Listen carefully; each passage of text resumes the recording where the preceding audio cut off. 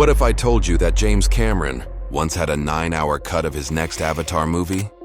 That's right, 9 hours long. Of course we're not getting that version, but it shows just how massive Avatar, Fire and Ash really is. This upcoming sequel is more than just another blockbuster. It's shaping up to be one of the most ambitious films Hollywood has ever seen. Set to release on December 19, 2025, Fire and Ash is the third chapter in the Avatar saga, following The Way of Water. James Cameron returns as director, writer, co-editor, and even co-producer, continuing his decades-long obsession with Pandora. If you thought the underwater performance capture from The Way of Water was groundbreaking, Cameron has pushed things even further this time, with new tribes, new conflicts, or stunning visuals designed to leave audiences speechless. So what's the story this time?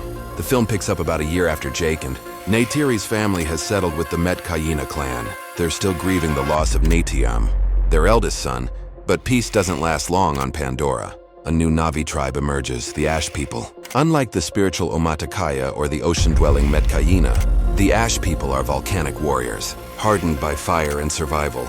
Their leader, Varang, played by Una Chaplin, is fierce, relentless, and willing to do whatever it takes for her people, even if it means crossing into darkness. To make things worse, she isn't fighting alone. Colonel Quaritch, Jake's old enemy, is back once again, this time aligned with the Ash People.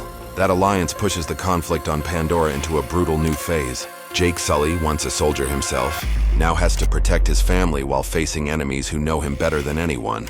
It's a clash of cultures, grief, revenge, or survival, with stakes higher than ever. The returning cast is huge. Sam Worthington, Zoe Saldana, Sigourney Weaver, Stephen Lang, Kate Winslet, or many others are back to reprise their roles. Britton Dalton returns as Loak, now stepping into the spotlight as the film's narrator. That choice is important. It means the story will unfold through the eyes of the younger generation, giving us a more emotional perspective on family, loss, or responsibility. Behind the scenes, this film has had one of the longest and most complicated production journeys in Hollywood history. Cameron first announced Avatar sequels way back in 2010.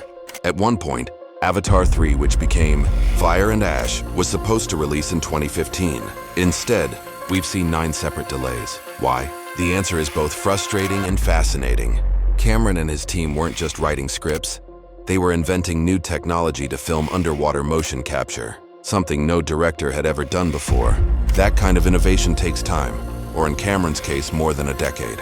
Filming for Fire and Ash actually started all the way back in 2017 in New Zealand, alongside The Way of Water.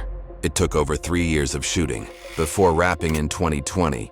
Even during the COVID-19 pandemic, Cameron found ways to keep the production moving, proving once again why he has a reputation for being obsessive, relentless, but also visionary.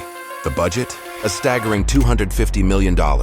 Yet if history tells us anything, Cameron knows how to turn massive budgets into massive box office numbers.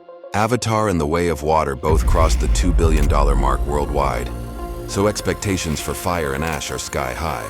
Earlier this year, Cameron gave an update, saying the movie is pretty much in the can. Right now, the team is polishing visual effects, which involve thousands of digital artists at Weta FX in New Zealand. He also hinted that the runtime will be longer than The Way of Water, which ran 3 hours and 12 minutes. So yes, we're likely looking at a film that demands patience, or popcorn refills.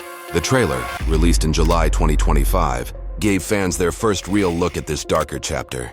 We see Quaritch painted in the Ash People's war colors. We hear Varang telling Kiri, "Your goddess has no dominion here." We watch Sully taken captive, broken, yet still defiant.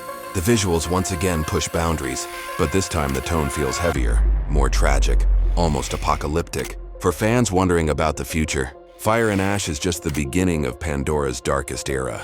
Cameron has confirmed 2 more sequels, scheduled for 2029 and 2031.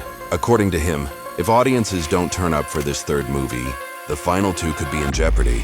Yet given the box office record of the first 2 films, it's hard to imagine that happening. At its core, Fire and Ash isn't just about giant battles or dazzling effects. It's about family, survival, or the painful choices people make when pushed to the edge. Cameron has said that Varang isn't a villain in the traditional sense.